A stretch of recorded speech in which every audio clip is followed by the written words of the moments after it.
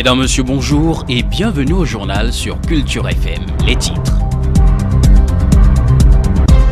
La dignité, l'une des valeurs ancestrales en voie de disparition chez les Bantous. La chronique culturelle de ce vendredi 30 octobre 2020 en parle.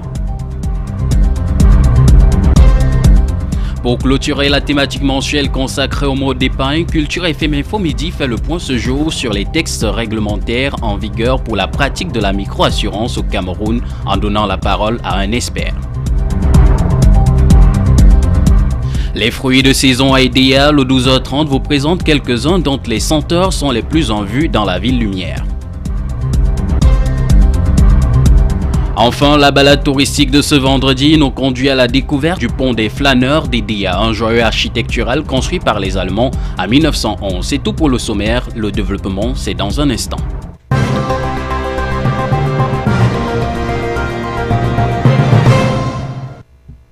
Une fois de plus, bonjour. La perte des valeurs ancestrales impacte le quotidien des peuples bantous. Bassa, Mpo et Bati, peuple jadis admiré, respecté et parfois craint. Le Bassa et le bantou d'aujourd'hui ont vendu leur dignité pour un bout de pain. Peut-on la reconstruire? C'est à cette question que tente de répondre Guillaume Dombolbey dans cette chronique culturelle.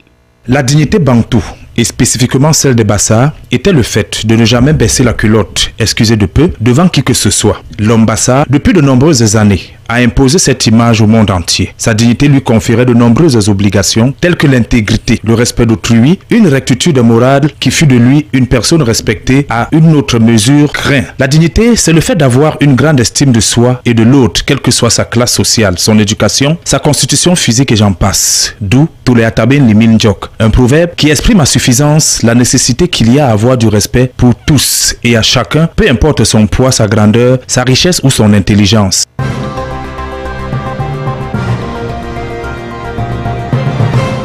Prenons à présent la balade touristique de ce week-end. Le pont allemand d'Edea, vestige de la période coloniale allemande au Cameroun, est un site touristique inestimable dans le département de la Sanaga-Maritime. Allons-y à sa découverte avec Christian Othion.